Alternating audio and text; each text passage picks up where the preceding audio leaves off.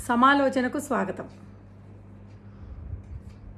ఈరోజు మనం చర్చించే అంశం పితృస్వామ్య వ్యవస్థలో మగవాళ్ళు ఎదుర్కొన్నటువంటి సమస్యలు. అదేంటి పితృస్వామ్య వ్యవస్థలో వాళ్ళకేంటి సమస్య? వాళ్ళకే కదా పెద్ద పీట వేసింది అంటారేమో. వేసింది, ఆ పీటకి బోలెడు ముళ్ళున్నాయి. అవేంటో ఇప్పుడు తెలుసుకుందాం. చిన్నప్పటి నుంచి మగవాళ్ళని చిన్న పిల్లవాడిగా ఉన్నప్పటి నుంచి కూడా నువ్వు మగాడివి, నువ్వు ఏడవకూడదు నలుగురిలో, ఒకవేళ పొరపాటు నడిస్తే ఎరా ఆడదానిలాగా ఏడవడం అని చెప్పి ఇలా అంటాం, ఇలా గేలి చేయడం. దీనివల్ల ఏమవుతుందంటే వాళ్ళకి కలిగే బాధని వాళ్ళు ఎక్స్ప్రెస్ చేయలేరు. అలా కేవలం తల్లి దగ్గర మాత్రమే ఎక్స్ప్రెస్ చేయగలరు. బయటికి వెళ్ళినప్పుడు డాంబికాలు. ఏమండి, ఆ తర్వాత వాళ్ళ భయాన్ని ఎక్స్ప్రెస్ చేయలేరు. భయపడ్డాడు అని అంటే ఏంట్రా భయపడుతున్నావు, మగాడివేనా అంటారు. అంటే మగవాళ్ళు భయపడకూడదు, మగవాళ్ళు దుఃఖపడకూడదు. ఇలాంటివన్నీ ఉగ్గుపాలతో వాళ్ళకి నూరిపోస్తారు. దాంతో ఏమైపోతుంది, వాళ్ళకి ఓకో మనం మన బాధను బయటకు చెప్పుకోకూడదు, మనం దుఃఖపడకూడదు. మరి ఎప్పుడు దుఃఖపడాలి? దుఃఖం వస్తుంది, ఏం చేయాలి? ఒంటరిగా గదిలోకి వెళ్ళి తలుపేసుకొని గట్టిగా ఏడిచేసి బయటికి రావాలి. అది వాళ్ళ పరిస్థితి. ఈ రోజున ఆడవాళ్ళకేంటి మగవాళ్ళకేంటి అందరూ ఉద్యోగాలు చేస్తున్నారు, బయటికి వెళ్తున్నారు. చదువులో స్ట్రెస్ ఉంది, ఉద్యోగంలో స్ట్రెస్ ఉంది, వివాహ జీవితంలో స్ట్రెస్ ఉంది. ఈ స్ట్రెస్సెస్ అన్నీ కూడాను ఆడవాళ్ళు కొంచెం కొద్ది గొప్ప బయట పెట్టుకోగలరు, బయటపడి నలుగురితో పంచుకోగలరు. దానికి వాళ్ళకి సపోర్టింగ్ స్ట్రక్చర్స్ కొన్ని ఉన్నాయి సొసైటీలో. ఇవన్నీ బాగానే ఉన్నాయి. మగవాడి దగ్గరికి వచ్చేసరికి అలాంటివి లేవండి. దాంతో ఏమైపోతుంది, వీడిని రాత్రిపూట కూడాను అర్ధరాత్రి అపరాత్రి కూడాను సైకిల్ వేసుకొని వెళ్ళి వచ్చేయగలడు ధైర్యంగా మగవాడు అని అంటారు. ఆ సైకిల్ వేసుకొని వెళ్ళి వచ్చే పరిస్థితి ఎప్పుడన్నా కలిగితే లోపల ఆ మగవాడు ఎంత భయపడుతూ వెళ్తున్నాడు వస్తున్నాడో మూడో కంటికి తెలియదు. ఎవరికి ఉండవా అండి భయాలు? ఉంటాయి, అందరికీ ఉంటాయి భయాలు. ఒక థెఫ్ట్ జరిగింది, ఎవరికైనా ఒకటేగా, ఆడవాళ్ళకైనా ఒకటే మగవాళ్ళకైనా ఒకటే. అలాగే అనారోగ్యం వచ్చింది, ఎవరికైనా ఒకటే. కానీ అనారోగ్యం వచ్చినప్పుడు వీళ్ళు బోరుని ఏడిచేసేయచ్చు, వాళ్ళు పాపం ఏడవడానికి కూడా లేదు. అంత బాధని గుడ్ల నీరు గుడ్ల కక్కుని పళ్ళ బిగును భరించాలి. ఇదండి, ఇవన్నీ శిక్షలే. దీనివల్ల వస్తున్న పెద్ద ప్రాబ్లం ఏంటంటే గమనించండి, మన సొసైటీలో హార్ట్కి సంబంధించిన ప్రాబ్లమ్స్ ఎక్కువ శాతం మగవాళ్ళకు వస్తున్నాయి. మీరు ఒకసారి స్టాటిస్టిక్స్ తీయండి, నేను స్టాటిస్టిక్స్ చూసే చెప్తున్నాను. 80% మగవాళ్ళకు వస్తున్నాయి హార్ట్కి సంబంధించినటువంటి ప్రాబ్లమ్స్.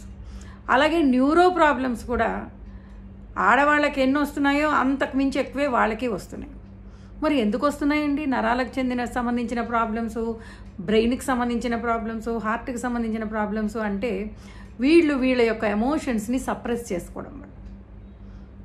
ఇప్పుడు మనం అనుకుంటాం కొన్ని పెళ్ళిళ్ళు జరిగినప్పుడు ఆడవాళ్ళకి అన్యాయం జరిగిపోయింది, వాళ్ళు సప్రెస్ అవుతున్నారు, అప్రెస్ అవుతున్నారు. కానీ ఇదే సప్రెషన్, ఇదే అప్రెషన్ ఈ రోజున మగవాళ్ళు కూడా ఫేస్ చేస్తున్నారు. ఎందుకని మగవాళ్ళు కూడా ఆత్మహత్యలు చేసుకుంటున్నారు పెళ్ళిళ్ళు అయ్యాక? అంటే వాళ్ళకు కూడా మానసికంగా చాలా ఒత్తిళ్ళు ఉన్నాయనే కదా అర్థం. అంటే పెళ్ళిళ్ళు అయినటువంటి ఆడవాళ్ళు ఏంటి మగవాళ్ళు ఏంటి, వాళ్ళ పార్ట్నర్స్ వల్ల కావచ్చు, పార్ట్నర్స్ ఫ్యామిలీస్ వల్ల కావచ్చు, చాలా ఇబ్బందులు పడుతున్న మాట వాస్తవం. అది కేవలం ఆడవాళ్లే బాధపడుతున్నారు, మగవాళ్ళు పట్టలేదు అనడానికి లేదు.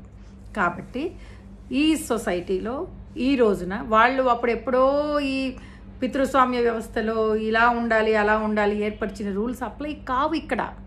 ఎందుకంటే ఈక్వల్గా ఇద్దరు స్ట్రెస్కి లోనవుతున్నారు, ఈక్వల్గా బాధపడుతున్నారు, ఎమోషనల్గా వాళ్ళు చాలా సప్రెస్ అవుతున్నారు. అందుకని ఈ రోజున మనము దీన్ని చాలా పారదర్శకంగా, చాలా అన్బయాస్డ్గా ఆడవాళ్ళేంటి మగవాళ్ళేంటి ఎవరైనా ఒకటేనా అర్థం చేసుకోవాలి. వాళ్ళు ఏదో డాంబికంగా వాళ్ళు అన్నీ సప్రెస్ చేసుకొని పైకి ఏమీ ఎక్స్ప్రెస్ చేయకపోతే చాలా ఇబ్బంది. భార్యాభర్తల మధ్య డిఫరెన్సెస్ వచ్చినా కూడా ఏం చేయాలంటే ఒకరికొకరు ఎక్స్ప్రెసివ్గా ఉండాలి, ట్రాన్స్పరెంట్గా మెయింటైన్ చేయాలి. మగవాళ్ళు ఏం చేస్తారు, వాళ్ళ ఫీలింగ్స్ ఏం చెప్పరు. వాళ్ళు ఏంటి చెప్పాలంటే కూడా ఇదిగో ఇవే ఇలాంటి నమ్మకాలు, ఇలాంటి మన వ్యవస్థలో ఉన్నటువంటి కొన్ని నిబంధనలు అనమాట. మగవాళ్ళు ఎమోషనల్గా అవ్వకూడదు, అధైర్యపడకూడదు, బలహీనంగా ఉండకూడదు. దాంతో ఏమైపోతున్నారు, లోపల స్ట్రెస్ బిల్డప్ అయిపోతుంది. దాని ఎఫెక్ట్ బ్రెయిన్ మీద ఉంటుంది, దాని ఎఫెక్ట్ హార్ట్ మీద ఉంటుంది. కాబట్టి ఇక్కడ ఎవరు ఎక్కువ కాదు, ఎవరు తక్కువ కాదు, అందరం మనుషులం, అందరికీ అనేక రకమైనటువంటి భావోద్వేగాలు ఉన్నాయి. కాబట్టి అవి అర్థం చేసుకుని ఈవెన్ ఆడవాళ్ళు కూడా అర్థం చేసుకోవాలి. చాలా సందర్భాల్లో వాళ్ళు భర్తల్ని they take it as granted. వాళ్ళు ధైర్యంగా ఉంటారులే, వాళ్ళు చేసేసుకుంటారులే, వాళ్ళు ఏం ఫీల్ అవ్వరులేండి అని. ఎందుకు అవ్వరండి? ఎందుకు అవ్వరు? ఇంత మాట అంటే మీరు ఫీల్ అవుతున్నప్పుడు వాళ్ళు ఫీల్ అవ్వరా? కాబట్టి మాటలు వదిలేటప్పుడు కూడా మనుషులు చాలా జాగ్రత్తగా వదలండి. భార్యాభర్తలు కావచ్చు, తండ్రి కొడుకులు, తల్లి కూతురు, ఎవరైనా కావచ్చు, మన మాట చాలా అదుపులో పెట్టుకోవాలి. ఎదుటి వాళ్ళు నొచ్చుకోకుండా ఉండాలి. అలాగే మన ఎమోషన్స్ కూడా, మన కోపం వచ్చింది కదా అని టకటకటక మాట్లాడేయడం కాదు. ఎదుటి వాళ్ళకు కూడా ఫీలింగ్స్ ఉంటాయి.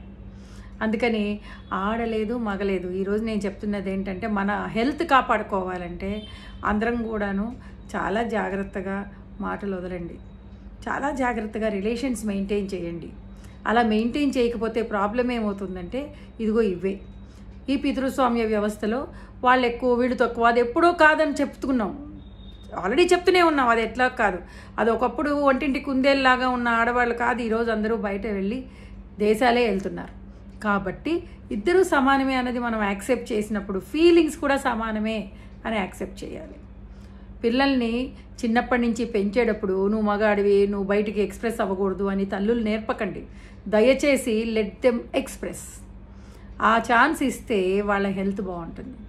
చిన్నప్పటి నుంచి వాడు నువ్వు మగాడివి, నువ్వు ఇలా చేయాలి, అలా చేయాలి, ఇదే నో రిస్ట్రిక్షన్స్ యాజ్ సచ్. ఒక మనిషిగా ఏం చేయాలో చెప్పండి. దానివల్ల ఏమవుతుందంటే మగవాళ్ళ మీద ఆ స్ట్రెస్ తగ్గుతుంది, తగ్గి వాళ్ళ లాంగివిటీ పెరుగుతుంది. మన పిల్లలు చాలా కాలం ఉండాలని ఆరోగ్యంగా అనుకుంటున్నాం కదా మనం. అలాంటప్పుడు వాళ్ళని ఆరోగ్యంగా పెంచండి. ఈ పిచ్చి పిచ్చి పాతకాలం పాచింతకాయ పచ్చడి మాటలు వాళ్ళకి చెప్పకండి. ఆడవాళ్ళేమీ బలహీనులు గారు, మగవాళ్ళేమీ బాగా బలవంతులు కాదు. ముఖ్యంగా మానసికంగా చూసుకుంటే ఆడవాళ్లే ఎక్కువ బలవంతులు. గమనించండి. మీరు ఎప్పుడు కూడాను డిపెండెంట్స్గా ఉండకుండా పెంచండి పిల్లల్ని. ఎందుకని? భర్త చనిపోతే భార్య చాలా కాలం బతుకుతోంది, కానీ భార్య చనిపోతే భర్త ఉండలేకపోతున్నాడు. ఎందుకు ఉండలేకపోతున్నాడు భర్త? ఎందుకంటే అతనికి డిపెండెన్స్ ఎక్కువ. ఏ పని రాదు, అన్నిటికీ డిపెండెంట్గా ఉంటాడు కాబట్టి. అందుకని అలా పెంచకండి. మీ అబ్బాయిని అమ్మాయిని ఇద్దరిని ఈక్వల్గా చూడండి. అబ్బాయిలకు కూడా అన్ని పనులు నేర్పండి. ఇంట్లో తన పని తను చేసుకునే విధంగా అతన్ని పెంచి అప్పుడు పెళ్లి చేయండి. Let him be responsible citizen first. ఒక ఫ్యామిలీ లీడ్ చేయాలంటే అన్ని పనులు తెలిసి ఉండాలి. ఆ విధంగా ఉంటేనే ఇద్దరు షేరింగ్ అండ్ కేరింగ్ బాగుంటుంది. అలా కానప్పుడు ఏమైపోతుందంటే వచ్చిన అమ్మాయి మీద ప్రెషర్ పడిపోయి ఆ అమ్మాయి మళ్ళీ అగైన్ ఇలాంటి సపరేషను అప్రెషను మాటలు మాట్లాడటం మొదలు పెడుతుంది. అలా కాకుండా ఇద్దరూ కలిసి హ్యాపీ లైఫ్ లీడ్ చేయాలంటే మన పెంపకాలు మారాలి. By for now.